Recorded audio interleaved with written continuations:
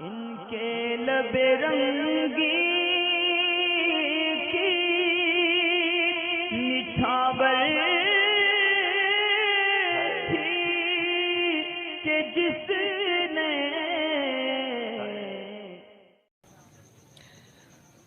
اعلیٰ حضرت زندہ باد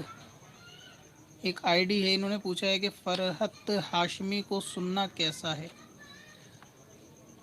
فرحت ہاشمی کو سننا یا پھر کسی بھی فرقہ باطلہ کہ کسی بھی اسکالر کو سننا یہ جائز نہیں ہے۔ بعض خواتین کے اندر یہ معاملہ ہوتا ہے کہ فرحت ہاشمی کیونکہ وہ اہل حدیث جو ہے وہ مکتب فکر سے تعلق رکھتی ہیں، اور دوسری بات یہ اس قسم کے جتنے لوگ ہوتے ہیں کہ اہل حدیث ہوں یا دوسرے بد مذہب قسم کے لوگ ہوں، وہ اکثر جو ہے اپنا تعلق کس گروہ سے ہے وہ اس کو ظاہر نہیں کرتے۔ ان کی وجہ یہی ہوتی ہے کہ وہ عام مسلمانوں کو، خاص طور سے سنی مسلمانوں کو، بھولے بھالے مسلمانوں کو دھوکے میں رکھنا چاہتے ہیں، اس لیے وہ اکثر اپنے معاملات کا یا اپنے بزرگوں کا یا اپنے بڑوں کا کوئی بھی تذکرہ نہیں کرتے تاکہ ان کی حقیقت سامنے نہ آئے۔ دوسرا یہ کہ ہو سکتا ہے بعض لوگوں کو یہ وہم ہو کہ ان کے بعض مسائل ٹھیک ہوتے ہیں یا قرآن اور حدیث سے بیان کرتی ہیں،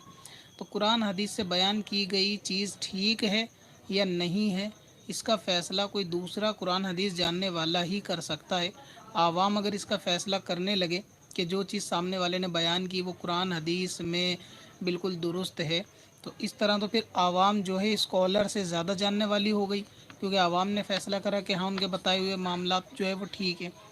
لہٰذا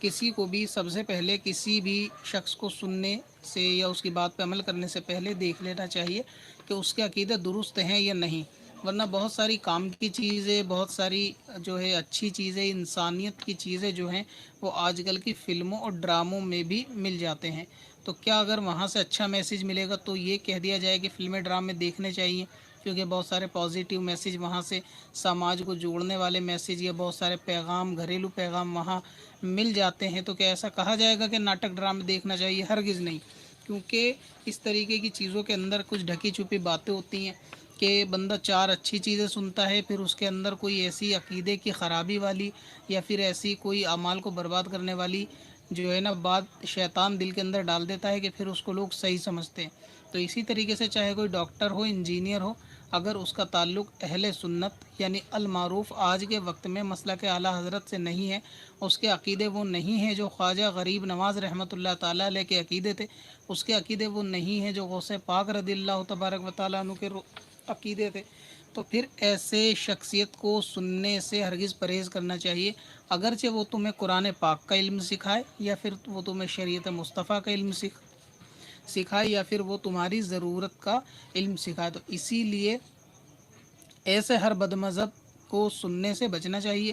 تو ان کے اس بہکاوے میں لوگ جو ہے نا سنی مسلمان آتے ہیں کہ وہ خواتین کے مسائل زیادہ لیتی ہیں، سنتی ہیں، تو اس لیے سننا چاہیے، ایسا نہیں ہے۔ ان کا جو تعلق ہے وہ اہل حدیث طبقے کے ساتھ ہے۔ اب آپ اہل حدیث کے عقائد سارے جانتے ہی ہیں کہ اہل حدیث کون ہوتا ہے، کیسے ہوتے ہیں، کیا عقیدے رکھتے ہیں، معاذ اللہ حضور کے بارے میں کیا کیا ان کی کتابوں میں خبیث جو ہے باتیں لکھی ہوئی ہیں، وہ سب آپ واقف ہیں۔ تو آپ اس سے اندازہ لگا سکتے ہیں کہ فرحت ہاشمی کو سننا چاہیے یا نہیں سننا چاہیے۔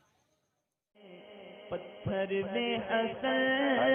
لالے پرنوار